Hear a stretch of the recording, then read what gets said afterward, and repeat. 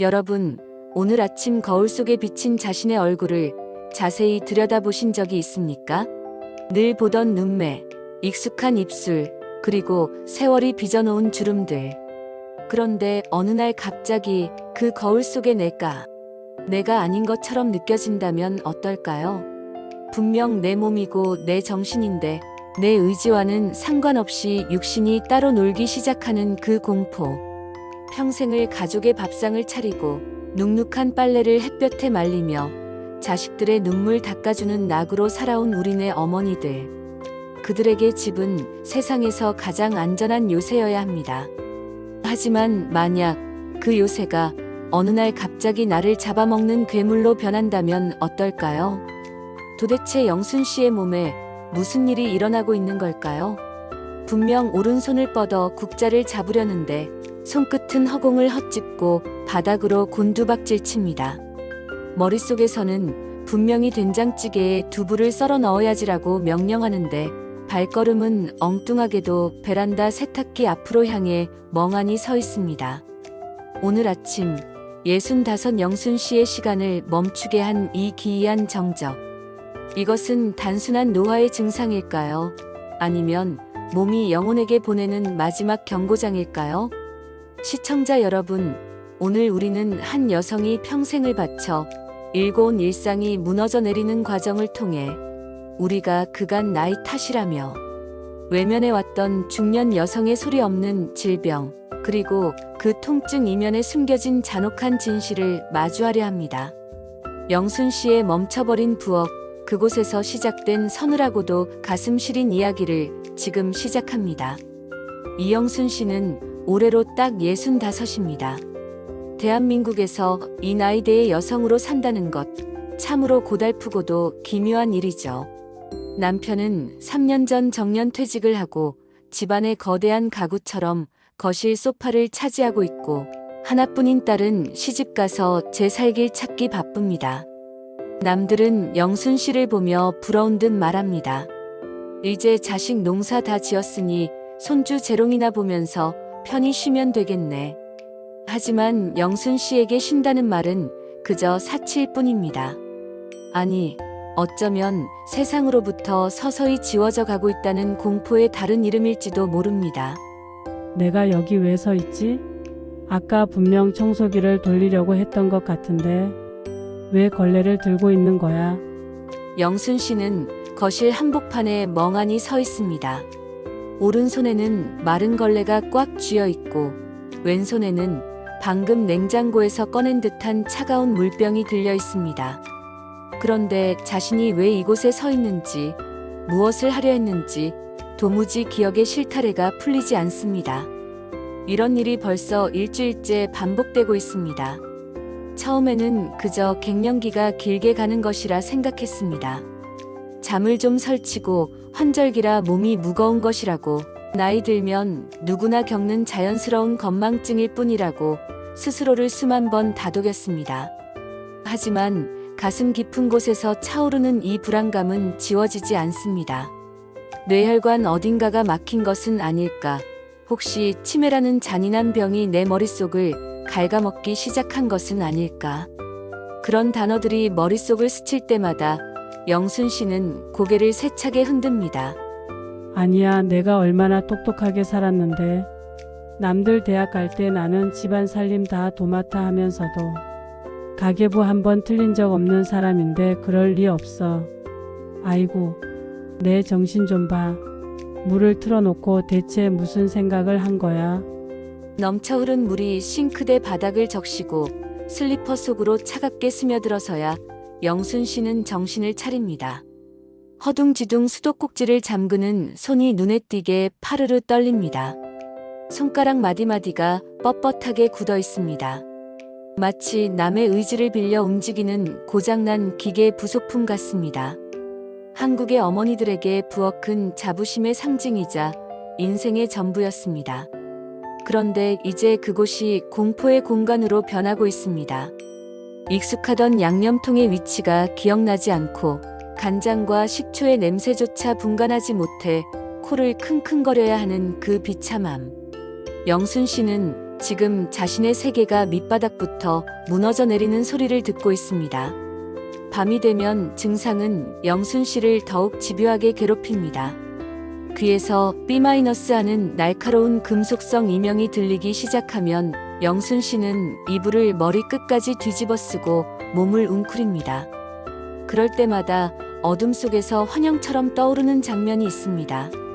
30년 전 기억의 가장 깊은 곳에 자물쇠를 채워 묻어두었던 그 차가운 겨울 바다의 풍경.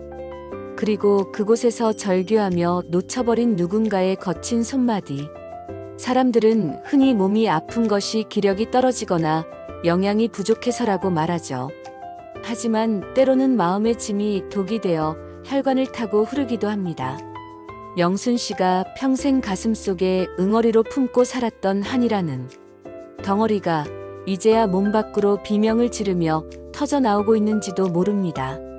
억눌린 감정은 사라지는 것이 아니라 몸 어딘가에 숨어 있다가 가장 약해진 틈을 타 주인을 공격하곤 하니까요. 여보, 내 파란색 바람막이 어디다 뒀어? 내일 등산 가야 하는데 찾아달라고 한 지가 벌써 1시간이야. 귀 먹었어? 안방 옷장 2번째 서랍에 있어요. 제가 지금 몸이 좀 안 좋아서 조금만 있다가 찾아줄게요. 몸이 안 좋긴 뭐가 안 좋아? 맨날 집에서 놀면서 나이 먹더니 아주 게으름만 늘어가지고 사람 속 터지게 하는 데는 아주 선수야. 남편의 무심한 한마디는 화살이 되어 영순 씨의 심장에 꽂힙니다. 평생을 남편 뒷바라지하고 자식들 키워낸 결과가 이런 무시와 짜증뿐인가 싶어 서러움이 북받칩니다. 정으로 살았고 가족이라는 이름으로 모든 고통을 인내했는데 정작 내가 아플 때 기댈 어깨 하나 없다는 사실이 영순 씨를 더욱 절망의 나락으로 밀어넣습니다. 한국 사회의 전형적인 가부장적 질서 안에서 영순 씨 같은 여성들의 고통은 언제나 당연한 것으로 치부되곤 했습니다. 영순 씨는 결국 가족 몰래 동네의 작은 내과를 찾았습니다.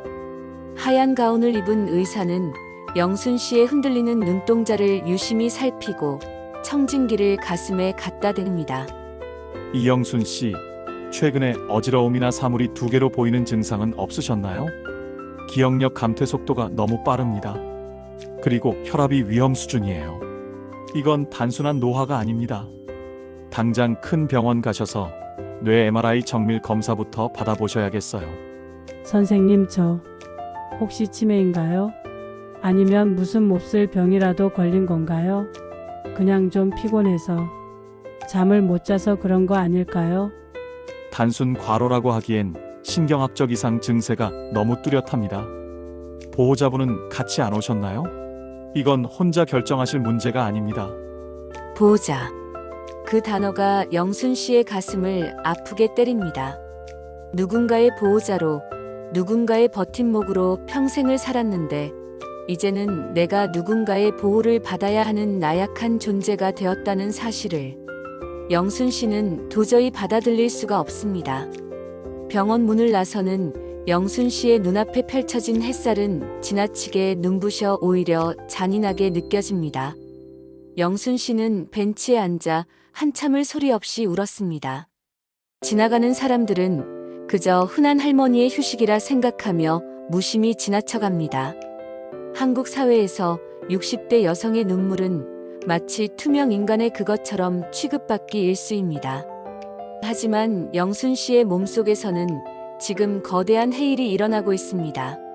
30년간 억눌러왔던 감정의 찌꺼기들이 혈관을 막고 신경세포를 하나하나 짓누르고 있습니다. 집으로 돌아온 영순 씨는 불도 켜지 않은 채 식탁 의자에 앉아 있습니다. 가방 안에는 큰 병원으로 가라는 소견서가 무거운 바위처럼 들어있죠. 남편에게 사실대로 말해야 할까? 아니면 딸에게 전화해서 도움을 청해야 할까? 수천 번 고민하던 그 찰나 정적을 깨고 식탁 위에 휴대폰이 진동합니다. 발신자 표시 제한. 영순 씨는 고개를 갸우뚱하며 조심스럽게 전화를 받습니다. 보이스피싱일 거라 생각하며 무심결에 여보세요라고 말한 순간 수화기 너머에서 들려온 그 목소리는 영순 씨의 영혼을 통째로 얼어붙게 만듭니다. 영순아, 이영순, 너 나 기억하니? 아직도 그 집에서 안주인 노릇하며 평온하게 살고 있니? 누구세요? 어떻게 제 이름을 누구신데 전화를 하신 거예요? 30년 전 그 겨울바다. 내가 차갑게 버리고 떠난 게 무엇인지 이제는 기억해낼 때가 됐잖아. 내가 곧 찾아갈게. 네가 쌓아올린 그갓의 행복, 내가 하나하나 다 무너뜨려 줄 테니까. 기대해. 전화가 툭 끊깁니다. 영순 씨는 휴대폰을 바닥으로 떨어뜨립니다. 그와 동시에 부엌에서 펑 하는 날카로운 소리와 함께 매캐한 타는 냄새가 진동하기 시작합니다. 아침에 끓여놓았던 국솥을 깜빡하고 불을 끄지 않았던 것입니다. 연기는 순식간에 집안을 가득 채우고 영순 씨는 다리에 힘이 풀려 바닥을 기어갑니다. 연기 속에서 영순 씨는 환각을 봅니다. 30년 전 그 겨울 바다의 파도 소리, 그리고 자신을 향해 절박하게 손을 뻗던 그 어린아이의 눈동자를요. 건강의 위기인 줄만 알았던 몸의 반란이 사실은 과거의 죄책감이 보낸 잔혹한 초대장이었을까요? 아니야. 그건 사고였어. 내가 죽인 게 아니야. 제발 나 좀 살려줘. 자욱한 연기 속에서 영순 씨가 본 것은 무엇일까요? 그리고 전화를 건 그 망령 같은 목소리의 주인공은 대체 누구일까요? 이제 평생을 숨겨온 영순 씨의 비밀이 그녀의 무너져가는 육신과 함께 하나둘씩 세상 밖으로 터져 나오기 시작합니다. 과연 그녀는 이 불길 속에서, 그리고 과거의 늪에서 살아남을 수 있을까요?